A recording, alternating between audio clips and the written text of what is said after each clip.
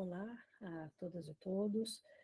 sou Ana Cecília de Arruda Campos, pesquisadora do Laboratório Coapá da FAUSP, e eu vou conversar um pouco com vocês aqui, apresentar um pouco sobre os sistemas de espaços livres e segregação socioespacial através do estudo de projetos de bairros planejados, né?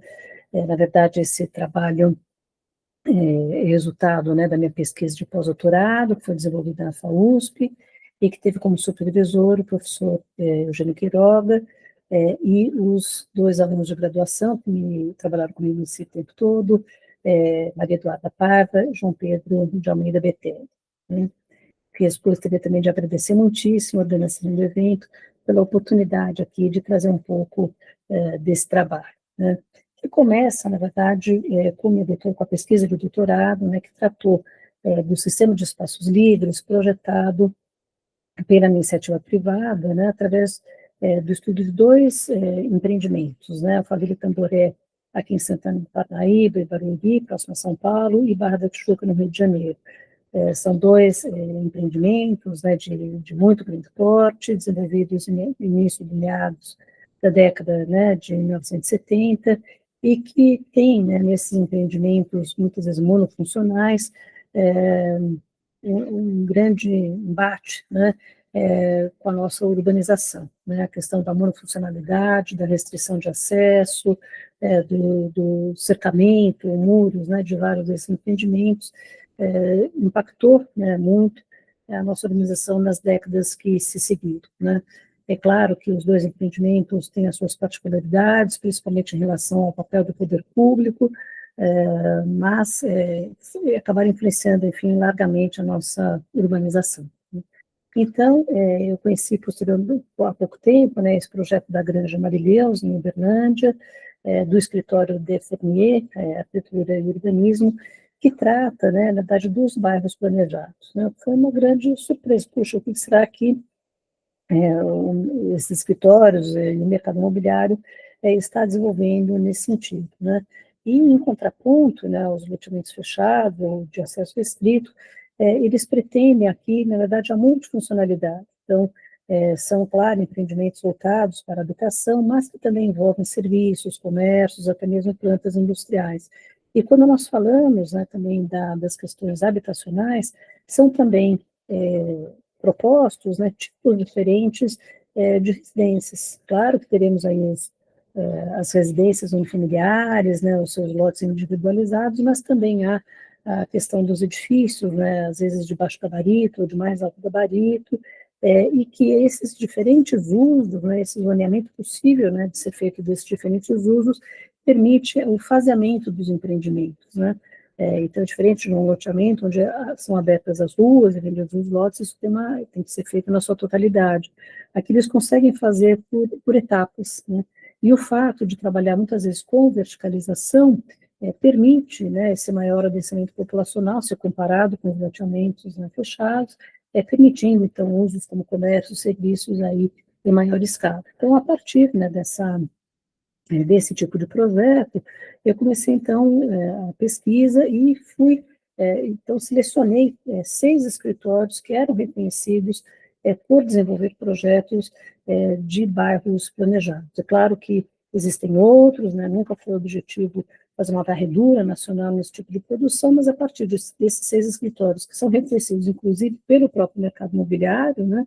que a pesquisa, então, se inicia. E a primeira, né, o primeiro levantamento, né, desse material é a partir daquilo que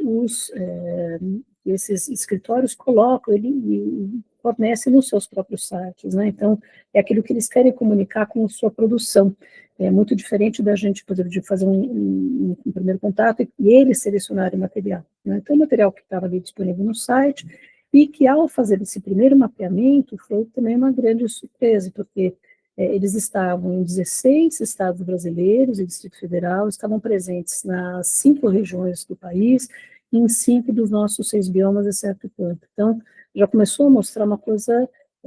muito inesperada, né? Uma produção de um projeto que é bastante complexo, né, no sentido da sua organização, né, dos vários usos, dos diversos tipos morfológicos, seja dos espaços construídos e também dos espaços livres. Então, o que estava ali acontecendo, né?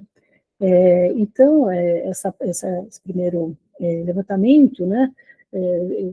a partir desse primeiro levantamento, foram listadas, né, então, 53 cidades com 63 projetos relacionados, que é bastante coisa, né. Dessas cidades, 11 possuem acima, né, de 500 mil habitantes, de grande porte, boa parte está no Sudeste, principalmente no estado de São Paulo, até se esperado, né, pelas questões aí da economia, né, dessa grande concentração aí da produção econômica. Mas 42 cidades possuíam, né, até 500 mil habitantes, eram cidades de pequeno e médio porte, né, sendo que 15 desses projetos estavam em cidades com menos de 100 mil habitantes. Então, acho que esse fator redirecionou, de fato, a pesquisa e começou a mostrar algo que era absolutamente inesperado, né, quer dizer, projetos de grande complexidade em cidades, né, muito pequenas, né. Então, foi feito então um segundo recorte de estudo, um dos escritórios foi eliminado, que não tinha tantos projetos, alguns dos projetos também se mostraram ser monofuncionais e não multifuncionais, enfim, alguma coisa foi eliminada, então se concentrou em 48 cidades e 57 projetos. Então, a pesquisa passa, nesse momento, a, de fato, né, estudar a totalidade desse universo aí levantado, né? Então, foram abertas aí 3 linhas aí de pesquisa, uma com relação aos municípios em si, né, então, com relação a o que eram esses municípios, né, porque eles estavam recebendo, às vezes, municípios de pequeno porte recebendo projetos, né, essa atenção aí do mercado imobiliário.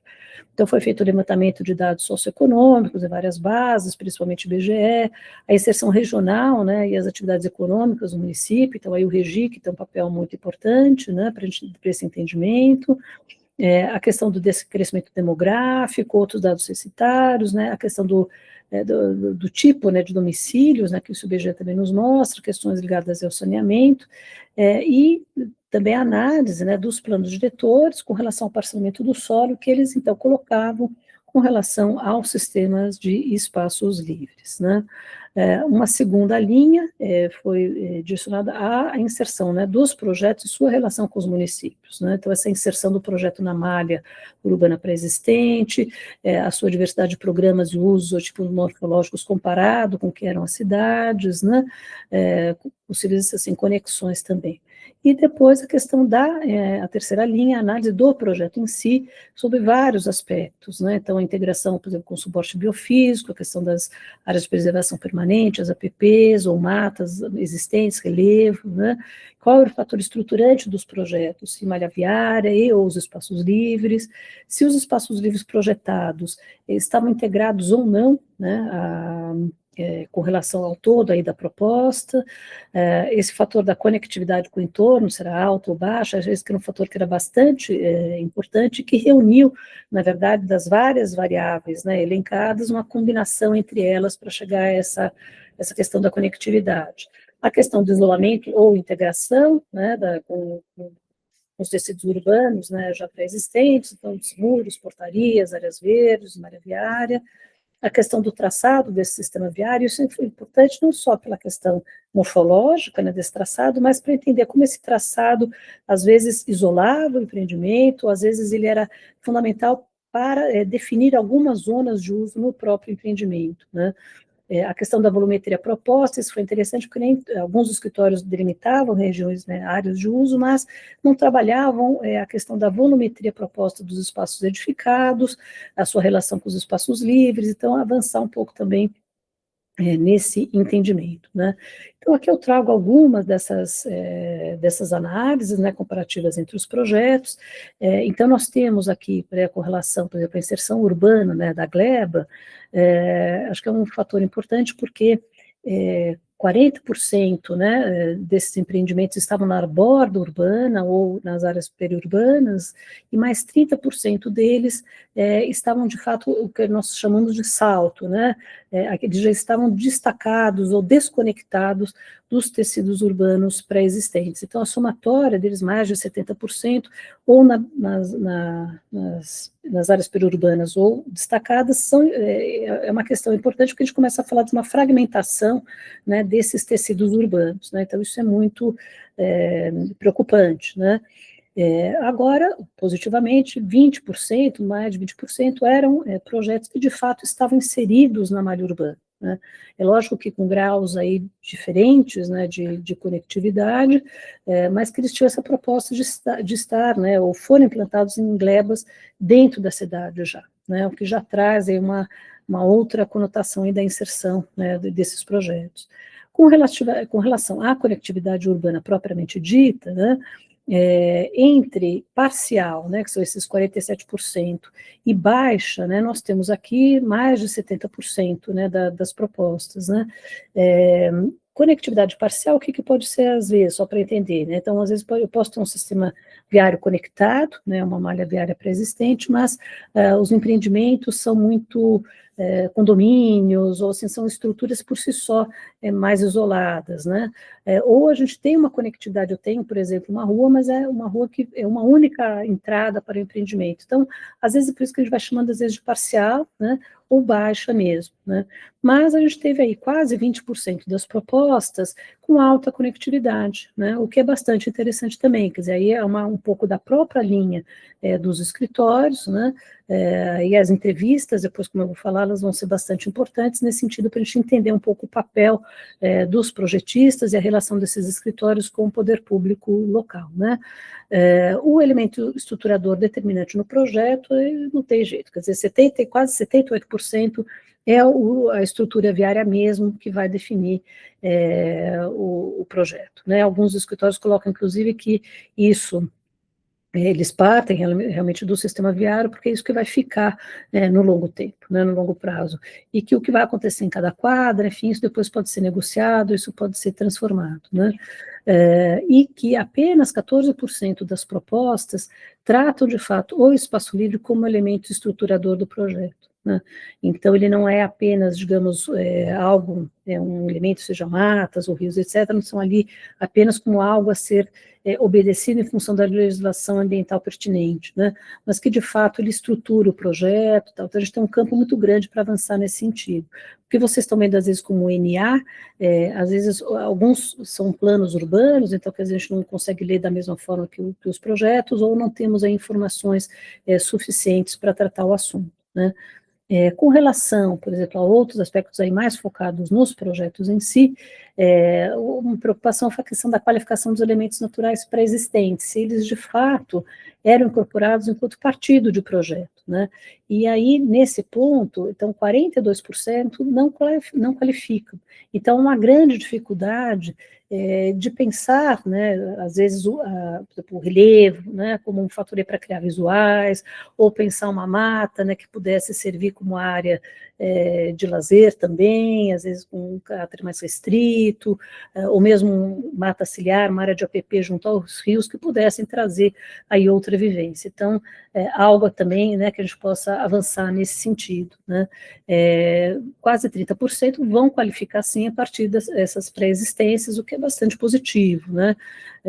E alguns, né, aí outros 20% vão qualificar parcialmente, né, às vezes eles qualificam uma determinada, por exemplo, um lago, então eles qualificam a margem desse lago como área de lazer, mas outras estruturas não têm o mesmo tratamento, né. Com relação à integração dos espaços livres projetados, é interessante, porque assim, não quer dizer que os escritórios não façam, eles fazem muito bem, mas às vezes eles vão, inclusive, trazer estruturas que muitas vezes não fazem parte do cotidiano dessas cidades, mas eles vão trazer, por exemplo, ciclovias, calçadões, caminhos de pedestre, alamedas, enfim, é uma série de estruturas, mas que muitas vezes elas estão inseridas no projeto, mas de maneira sem integração com outras áreas do próprio projeto. Então, às vezes eu tenho um caminho de pedestre que vai ligar de A a B, mas que eu não tenho grandes conexões com outras estruturas ali, ou núcleos residenciais, o que quer que seja, né? Então, isso foi uma coisa que chamou bastante atenção também. Então, 60% quase não vão integrar essas áreas, por mais que eles as projetem com outras áreas aí da proposta, né? Mas 20% sim, né? 21% vão integrar esses espaços, vão fazer usos, né, desses espaços livres de modo aí, com potenciais integradores, né? Mais 10% parcialmente, né? Tem uma certa... o potencial poderia ser mais trabalhado, né? Com relação ao traçado viário, se é ortogonal, que nós chamamos de nuclear ou radial, a importância aqui dessa análise, ela está muito mais na questão de como esse sistema viário pode ser, ampliar uma conectividade ou não, né? E que, como muitas vezes ele é trabalhado, é menos morfológica a análise, né? Mas como ele pode ser, essa questão da conectividade, também se ele acaba sendo trabalhado para definir o próprio projeto, né? Muitos projetos, quase mais 50%, vão ter uma malha ortogonal, de fato, né? E poucos, né, aí cerca aí de 20%, 21%, tem essa malha que nós chamamos nuclear, que ela acaba a própria malha ajudando a definir o projeto, criando, né, alguns bolsões ali dentro do próprio projeto aí proposto, né. A questão da setorização do projeto, que nós chamamos aí de zonas de uso, no sentido, ou planejado, é o seguinte: as zonas de uso é quando o projeto basicamente vai trabalhar as diferentes funcionalidades, né, vai zoneá-las aí na proposta,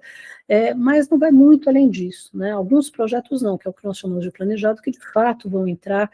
na questão de uma volumetria proposta, às vezes com muito rigor com relação a isso, vão trabalhar visuais, né, vão trabalhar, por exemplo, volumetrias mais altas e mais baixas, alguns, por exemplo, edifícios em fita, né, ou casas em fita, que vão criar pequenas praças, né, então eles fazem mais uso, né, dos volumes edificados, né, e a sua relação com o espaço livre, no sentido de criar diversas ambiências, né. Outra análise que nós fizemos, aí, Cíntia, que entra a questão das barreiras projetuais, né, que elas ainda aparecem, né, em muitas propostas, então como é que elas eram, né, porque a gente às vezes tem muita ideia da questão dos muros e das guaritas, que também estão ali presentes, mas em diversos casos, né, para muitas situações, como a gente vai vendo aqui, são as áreas verdes, né, que vão fazer o isolamento. Então isso acho que foi foi inesperado, né, porque, na verdade, às vezes nós temos assim, as APPs, cursos d'água, às vezes os matas, e que são esses espaços que acabam sendo os separadores, digamos, as barreiras com relação ao restante da cidade, né. Então, a gente, por vezes, eu tinha uma expectativa, né, de pensar o espaço livre a partir do seu potencial integrador, e não é o que a gente vê em muitas das situações, né.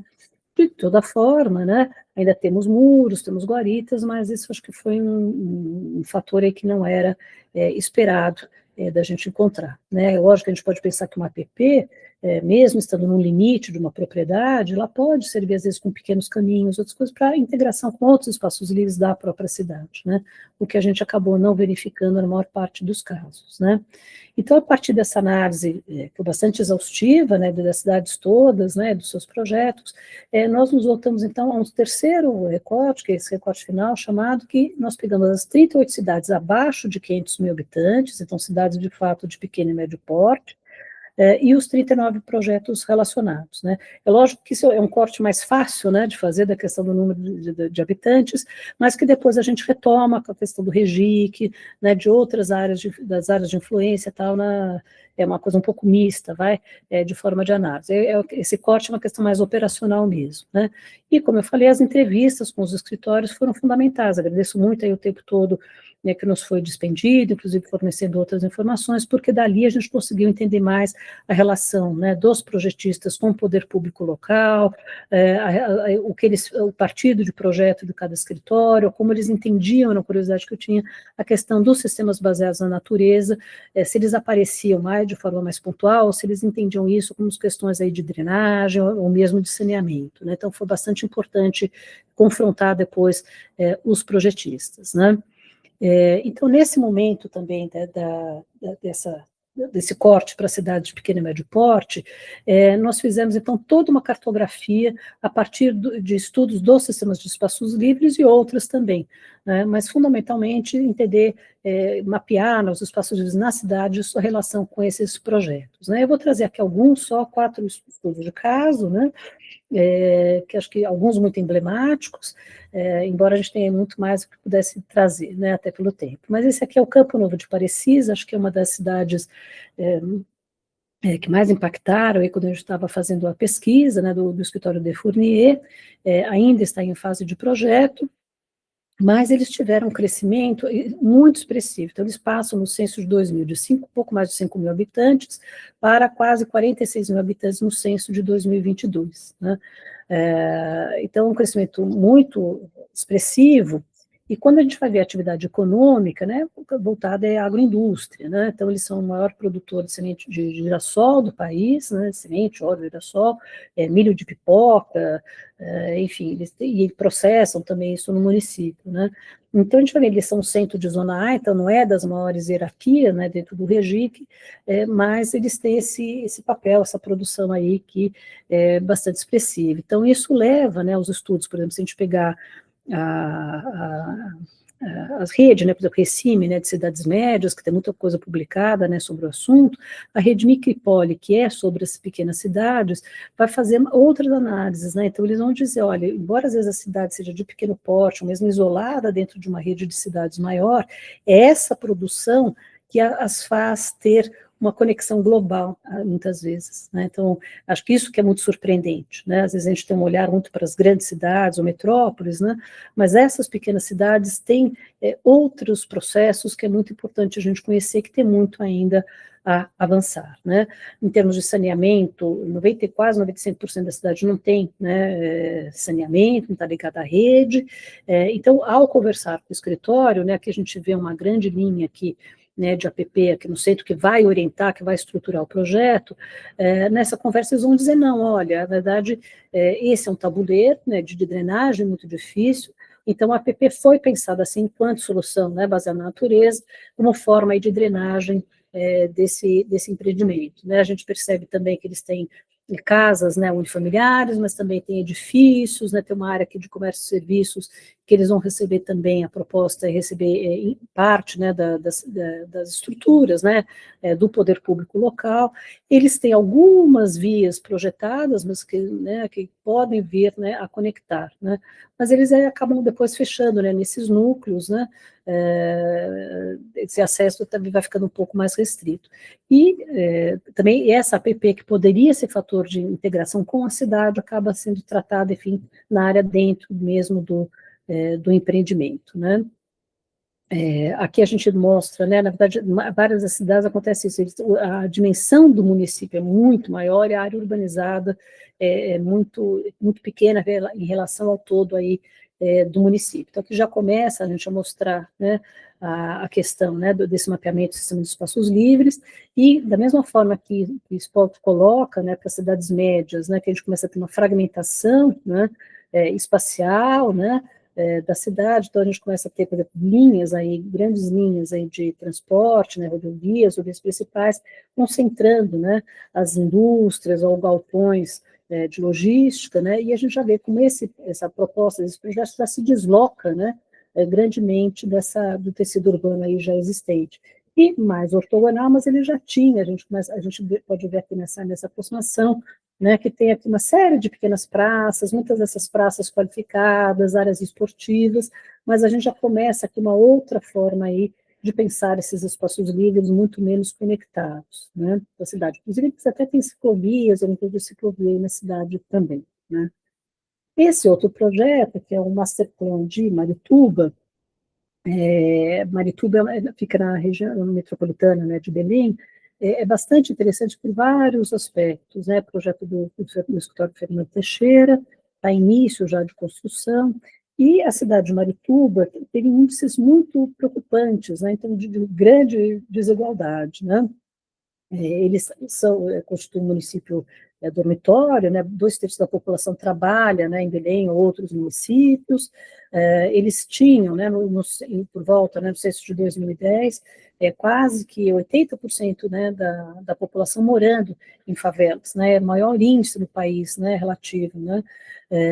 em termos de população, né, de uma cidade em áreas, né, de favela, né. No censo, né, nesses levantamentos, né, sobre violência no país, que saiu em 2024, é o 15º município mais violento do país, né, então eles têm uma série de questões ligadas a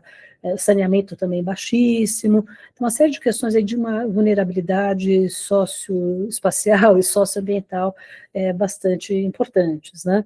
E é um empreendimento, um dos poucos que a gente achou que foi incentivado, né, pela pelo próprio poder público, né, mas que se volta, né, digamos, a um segmento muito distinto desse, que é a maior parte da população que mais precisaria, talvez, de outras alternativas aí habitacionais, né.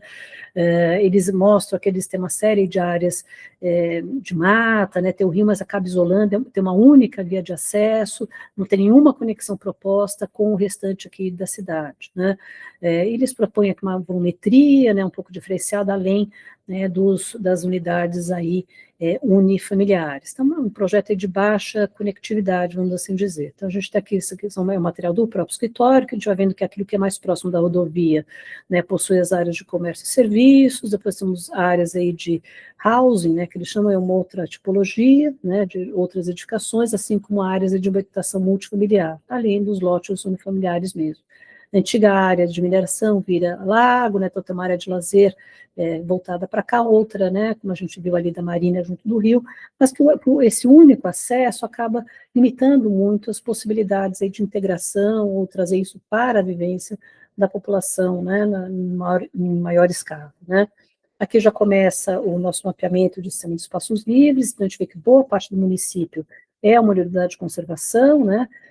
a qual não tem praticamente acesso, e nós vemos também do restante aqui do município a proporção do empreendimento frente, né, à malha urbana também. É a rodovia, né, que cruza, que orienta, que vai ligar também a Belém. Então, quando nós nos aproximamos, nós vamos vendo que praticamente temos pouquíssimas praças, né, não temos parques, o que temos mais são poucas quadras aí esportivas, e o que eles acabam tendo, na verdade, assim, é uma exportação, digamos, de infraestruturas não desejadas, né, de Belém. Então, eles têm vários cemitérios, como nós vamos vendo aqui em marrom, né, eles têm aterro sanitário, então aquilo que não é desejado nas áreas mais centrais acaba sendo, né, levado para esses municípios aí, né. O que é bastante preocupante também, né? Então a gente vai falando aí de outras questões, outros conceitos, né, como desigualdades, né, injustiças, né, ambientais também, né.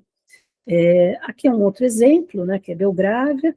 que é projeto do Área Urbanismo, em Poços de Caldas, e aqui ainda está em projeto, e aqui eles têm uma cidade que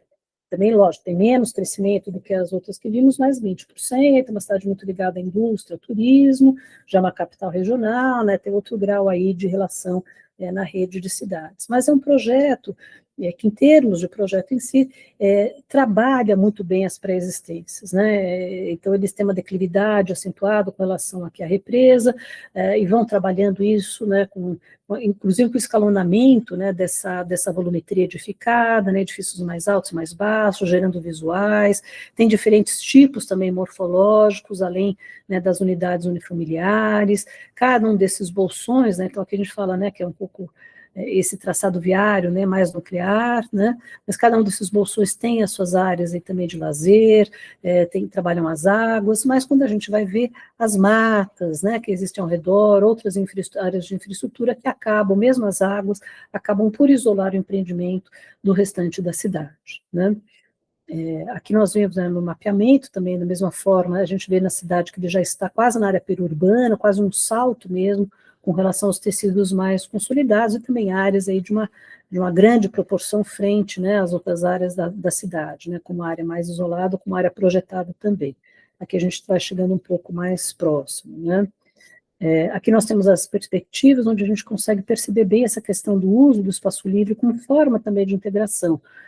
dentro, pelo menos, do empreendimento. Então, como caminhos, ciclovias, pequenas praças, caminhos de pedestres, né? A questão das diferentes formas, né, das volumetrias propostas, tipos morfológicos distintos, e também a grande marina aqui junto das águas, né? Aqui são algumas outras imagens, mas a gente tem na área central alamedas, ciclovias, né? Acho que é lógico, é sempre muito positivo, mesmo que isso não tenha na cidade, né? Essa expressão é sempre muito positiva nesses outros modelos, mas, ao mesmo tempo, eles acabam ficando muito restritos, né, a este empreendimento, né? E que isso nos faz pensar até que ponto, né, isso poderia estar mais aberto, né, para a cidade, aí, trazendo outras contribuições para a cidade também, né? Este outro projeto, né, o Riviera, o último, né, o Riviera de Santa Maria, Itapuá, Santa Catarina, projeto do escritório Jaime Lerner, e esse é uma das exceções, que é um dos poucos projetos que era completamente inserido dentro da malha urbana, dentro dos tecidos já consolidados. Então, eles têm todo o traçado viário se conecta, né, com outras vias, eles também propõem, né, comércio, serviço, inclusive junto à orla, tem diferentes tipos morfológicos, vão mostrar para a gente uma série de pequenos espaços, né, conformados pela própria disposição dessa volumetria, né, e eles vão trabalhar a questão dos sistemas baseados na natureza, como nós vimos também em Campo Novo de Parecis, mas aí como solução de drenagem. Então, aqui já era um terreno úmido, eles ampliam essas lagoas e tal, até para um sistema aí de drenagem, né? Então, são informações que só realmente conseguimos através das entrevistas, né? Mas aqui acho que para a gente também perceber, né, o impacto, né,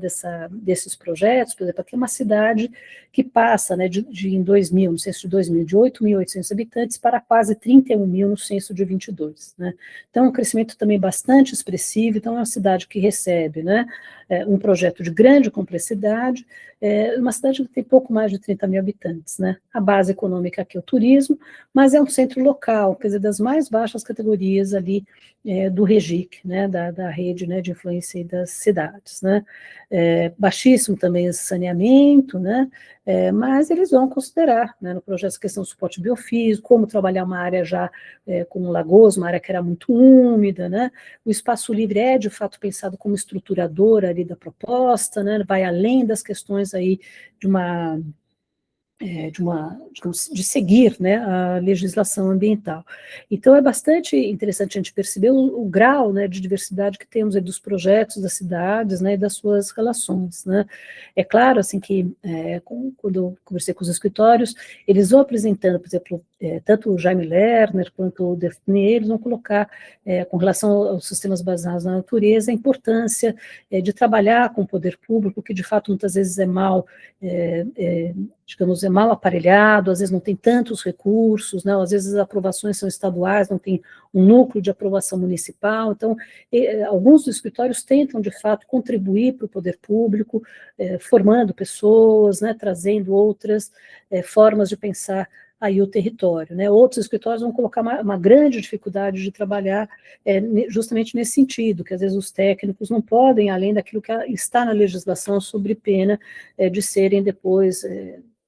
serem autuados, enfim, por improbidade administrativa, né? Então, acho que a pesquisa mostra para a gente uma diversidade muito grande de situações e de maneiras, né, de pensar os espaços livres e do relacionamento com o próprio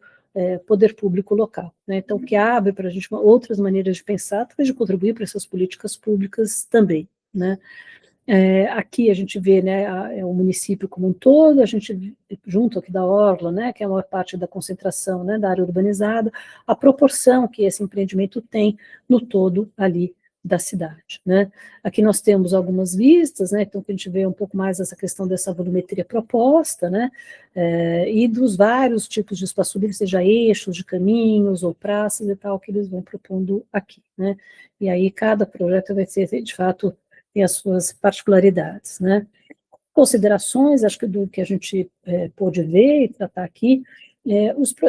muitos desses projetos urbanos ainda recaem sobre processos de segregação socioespacial, né? A gente poderia falar até, talvez, de socioambiental também, quando a gente fala das questões principalmente aí de saneamento,